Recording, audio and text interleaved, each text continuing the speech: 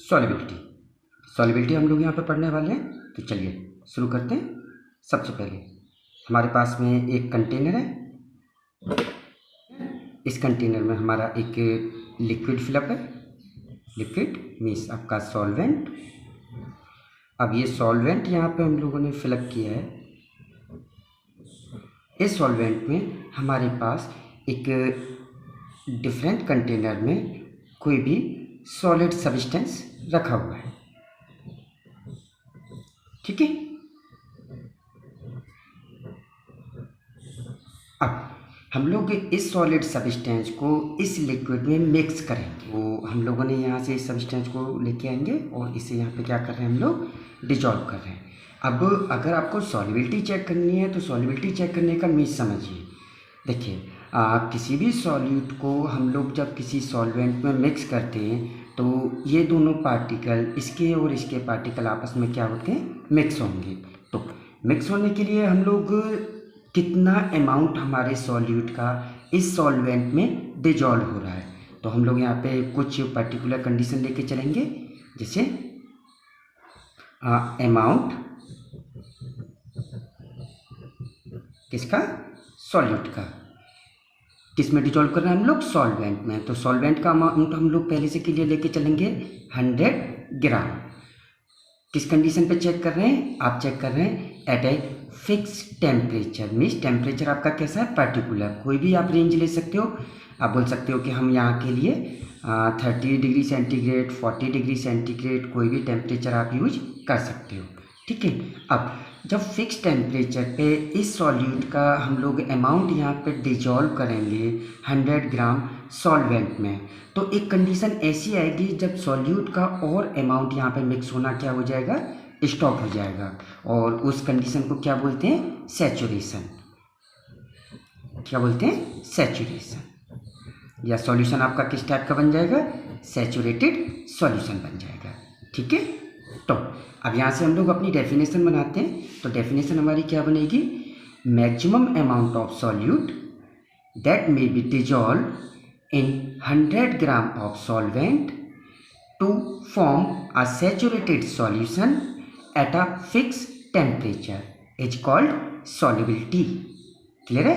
Definition note करेंगे तो definition हमारी क्या बनी, maximum amount of solute that may be dissolve in 100 gram of solvent at a fix temperature to form saturated solution is called solubility. इस lecture में हम लोग क्या क्लियर करने वाले हैं, इस लेक्चर में हम लोग क्लियर करने वाले हैं solubility of solid into liquid.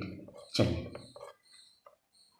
अभी हम लोग क्या पढ़ने वाले हैं, solubility of solid in liquid, ठीक है। तो solubility of solid in liquid पढ़ने का मीन्स क्या है, चलिए इस चीज़ को हम लोग क्लियर करते हैं। यहाँ पे हम लोग दो सब्सटेंस ले रहे हैं। एक सब्सटेंस अपने पास में ले रहे हैं NaCl, ठीक है। इस सब्सटेंस को हम लोग डिजॉल्व करेंगे किस में, वाटर में, क्लियर। एंड सेकेंड जो ले रहे हैं, सेकेंड ले रहे हैं हम लोग आयोडीन, और इसे हम लोग किस में डिजॉल्व करेंगे, इसमें किस में भी डिजॉल्व करेंगे, वाटर में। तो आप लोग एक चीज़ चेक करोगे कि सॉलिड जो NaCl है, NaCl वाटर में बहुत तेज़ी से डिजॉल्व होता है आपका, लेकिन आयोडीन जो है वो वाटर में आपकी बहुत तेज़ी से डिजॉल्व नहीं होती। तो फर्स्ट थिंग हम लोग यहाँ से क्या क्लियर कर रहे हैं कि जैसे जैसे हमारे सब्सटेंस की नेचर चेंज होती है, सब्सटेंस की नेचर चेंज होने के साथ साथ में सॉल्वेंट में उसका जो डिजॉल्व होने की जो रेट है वो क्या हो जाती है, आपकी चेंज हो जाती है। तो फर्स्ट पॉइंट हम लोग क्या पढ़ेंगे यहाँ से, nature of solute and solvent, clear है। अब सेकंड थिंग हम लोग एक और पॉइंट यहाँ पे पढ़ेंगे, उस पॉइंट को हम लोग क्या बोलेंगे, सेकंड पॉइंट जो हम लोग पढ़ेंगे यहाँ पे टेम्परेचर।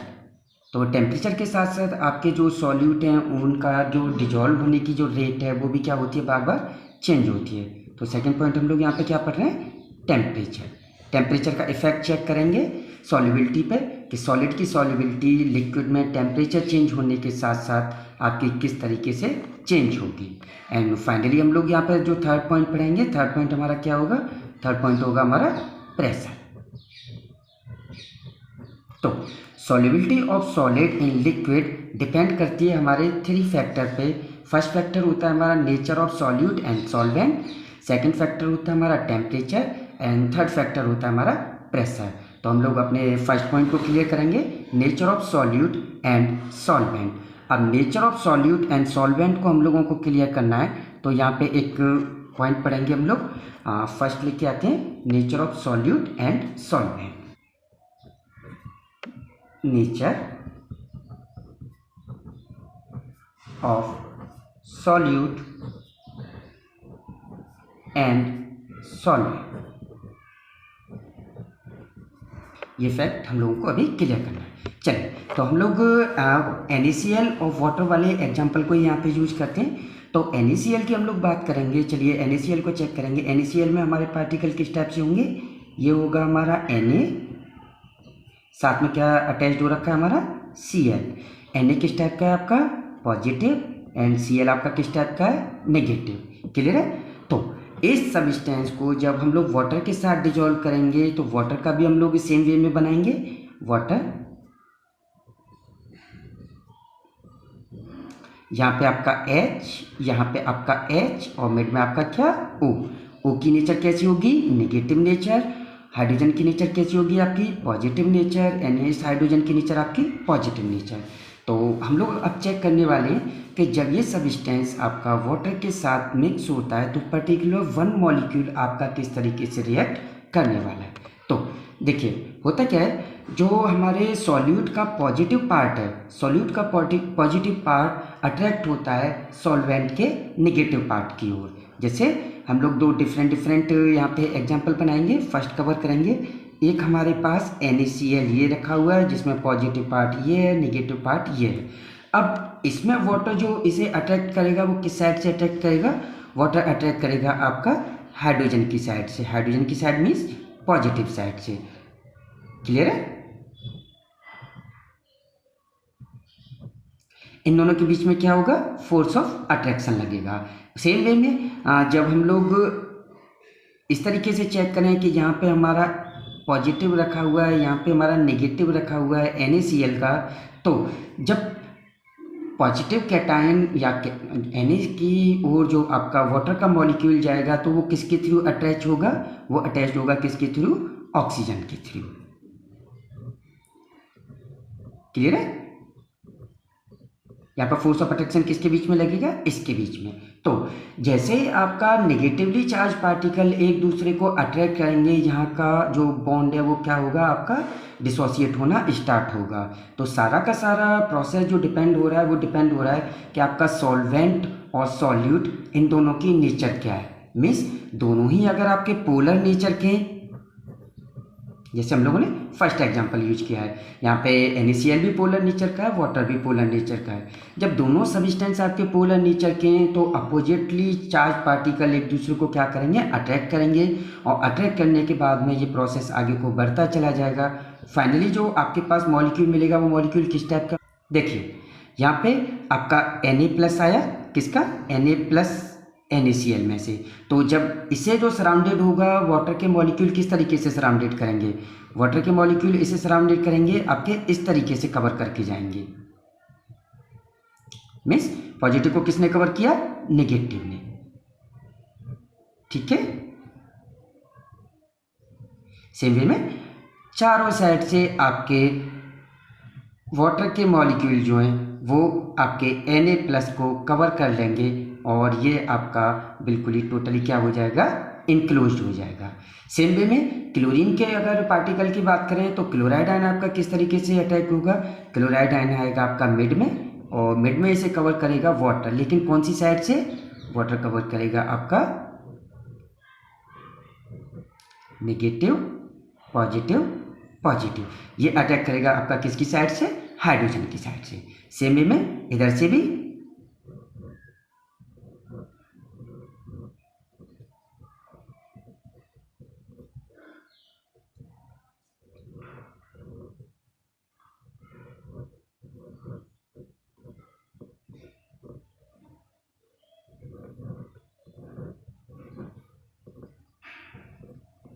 इस तरीके से क्लोरीन के आयन को ये क्या कर देंगे, सराउंडेड कर देंगे। तो ये हमारा कौन सा आयन आ गया, यहाँ पे आ गया हमारे पास Na+ वाला आयन, सॉल्वेंट ने जिसे कवर कर लिया, और यहाँ पे आपका कौन सा आ गया, Cl नेगेटिव आयन। अब इस फैक्ट के बेस पे हम लोग एक चीज़ चेक करेंगे कि अगर हमारे सॉल्यूट और सॉल्वेंट दोनों की नेचर किस टाइप की है, पोलर नेचर की, तो वो आपके ईजिली डिजॉल्व होंगे। लेकिन अगर आप डिफरेंट कर दोगे, डिफरेंट आपने कौन सी की थी, जैसे आयोडीन एंड वाटर। अब आयोडीन और वाटर में क्या चेंज है, आयोडीन जो है वो आपका पोलर नेचर का नहीं है, वो किस नेचर का है, नॉन पोलर नेचर का। तो नॉन पोलर नेचर के सब्सटेंस इजीली डिजॉल्व किस में होंगे, नॉन पोलर सॉल्वेंट में। नॉन पोलर सॉल्वेंट मीन्स यहाँ पे हम लोगों को क्या लिखना चाहिए, अगर हमें आयोडीन को इजीली डिजॉल्व करना है तो यहाँ पे कोई भी non polar solvent, non polar solvent आपका कौन कौन सा हो सकता है, आप CCl4 यूज कर सकते हो, कार्बन टेट्राक्लोराइड, आप बेंजीन यूज कर सकते हो। ठीक है, तो इसके बेस पे हमें एक पर्टिकुलर लाइन मिली, वो लाइन हम लोगों के लिए सिंपली बोल सकते हैं रूल मिला। रूल क्या है हमारे लिए, रूल बोला जाता है हमारा लाइक डिजॉल्व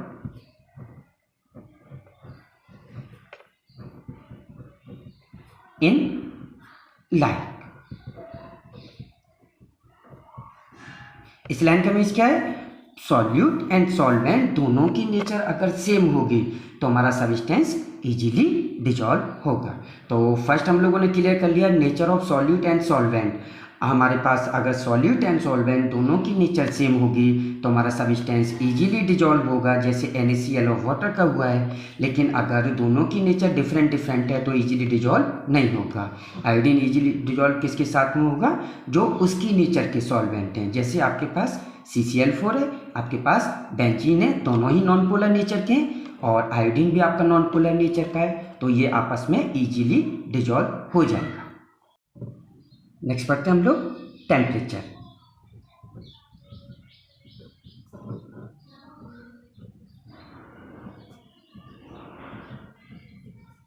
टेम्परेचर, तो टेम्परेचर का सॉलिड की सॉल्युबिलिटी पे क्या इफेक्ट होने वाला है, इस चीज़ को चेक करने के लिए हम लोग एक पहले छोटा सा एग्जांपल यूज करेंगे। तो चलिए सपोज कीजिए हमारे पास में कोई सॉल्यूट है, इस सॉल्यूट को हम लोगों ने डिजॉल्व किया सॉल्वेंट में, और डिजॉल्व होकर हमारा जो सब्सटेंस बना वो क्या बना, हमारा सॉल्यूशन। क्या फॉर्म हो गया, हमारा सॉल्यूशन फॉर्म हो गया। अब सॉल्यूशन फॉर्म होने के टाइम पे हम लोगों को यहाँ पे एक कंडीशन चेक करनी है। कंडीशन क्या चेक करनी है, हम लोगों को ये चेक करना है कि जो हमारा प्रोसेस हो रहा है, प्रोसेस हमारा किस टाइप का हो रहा है। प्रोसेस हमारा मीन्स प्रोसेस हमारा एंडोथर्मिक टाइप का है। एंडोथर्मिक टाइप का मीन्स जिसमें एनर्जी क्या हो रही है, एब्जॉर्ब हो रही है। या प्रोसेस आपका एक्सोथर्मिक टाइप का है। ठीक है, एंडोथर्मिक टाइप एंड प्रोसेस आपका एक्सोथर्मिक टाइप। अब एंडोथर्मिक टाइप और एक्सोथर्मिक टाइप प्रोसेस का इस सॉल्युबिलिटी पे क्या इफेक्ट पड़ेगा, ये हम लोगों को जो क्लियर होगा वो किससे क्लियर होगा, एक प्रिंसिपल से। प्रिंसिपल का नाम क्या हमारे का, ली Chatelier principal.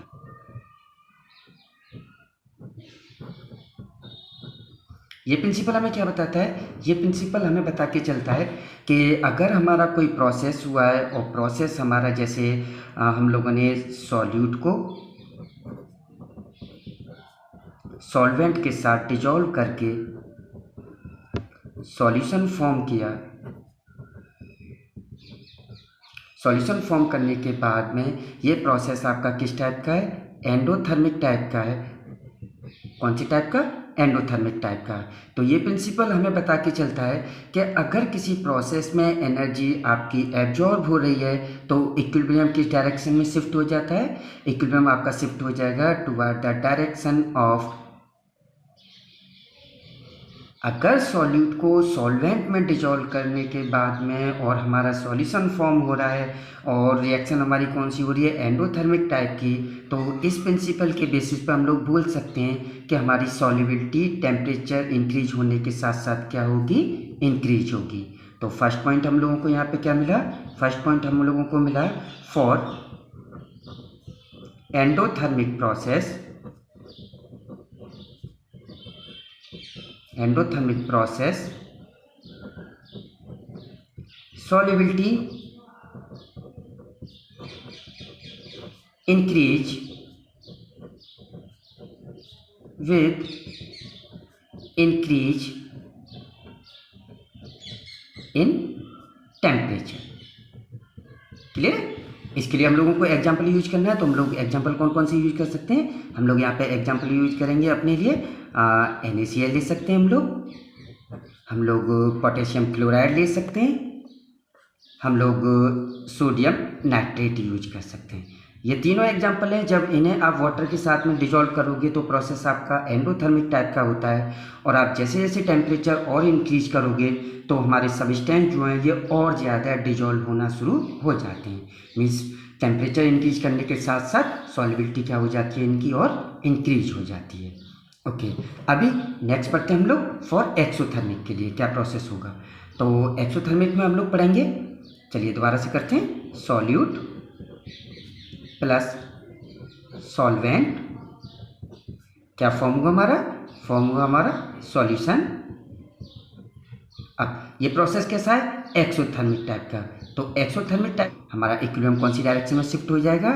Toward the direction of reactant. Means temperature अगर आप इंक्रीज करेंगे एक्सोथर्मिक रिएक्शन के लिए, तो जो हमारा सॉल्यूट सॉल्वेंट में डिजोल्व हो रहा था वो कैसा डिजोल्व होगा? लेस डिजोल्व होगा। तो यहाँ से हमें क्या मिला? यहाँ से हमें मिला for exothermic process solubility decrease with increase in temperature।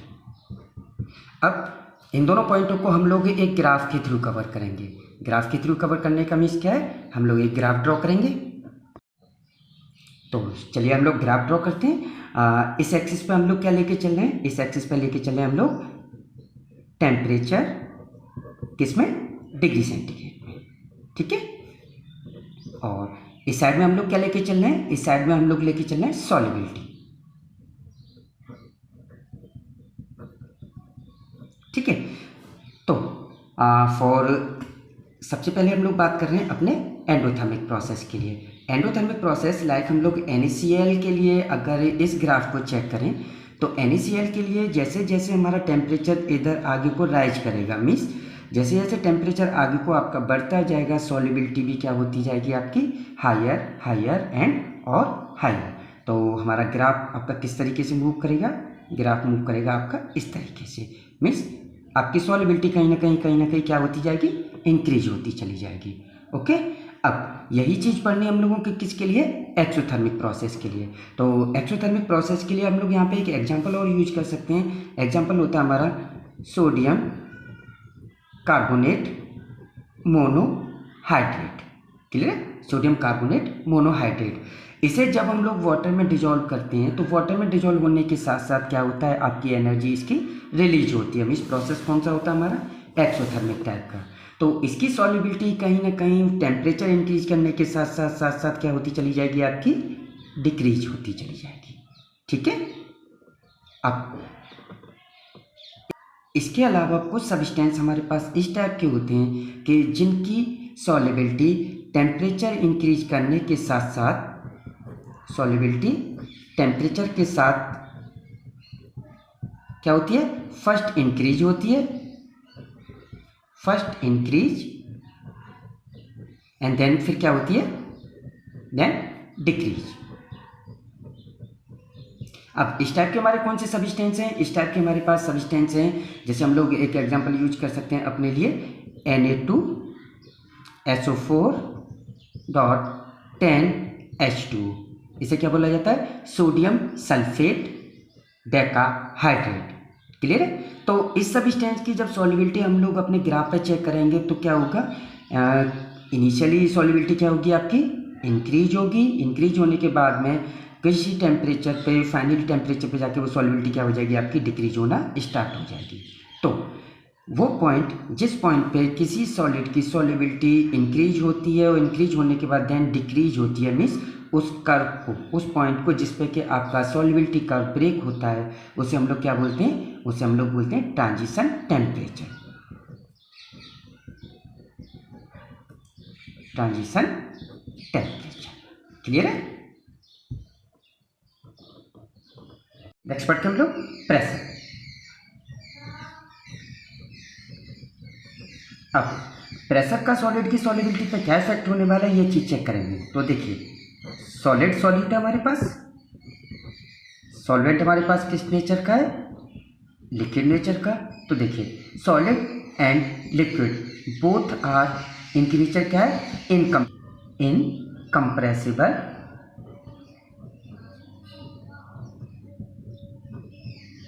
अब दोनों के दोनों solid and liquid incompressible nature के हैं, तो प्रेशर आप चेंज करेंगे। प्रेशर आप चाहे आप इंक्रीज करिए, प्रेशर चाहे आप डिक्रीज करिए, सॉलिड की सॉल्युबिलिटी लिक्विड में क्या होगी, कोई भी चेंज नहीं होगा। तो इसके लिए हमारा बोर्ड का एक क्वेश्चन बनता है। क्वेश्चन हमारा क्या बनता है, solubility of solid and liquid does not affected by change in pressure. क्यों नहीं चेंज होती, क्यों कि आपका सॉलिड एंड लिक्विड दोनों की नेचर कैसी है, इनकम्प्रेसिबल नेचर की है।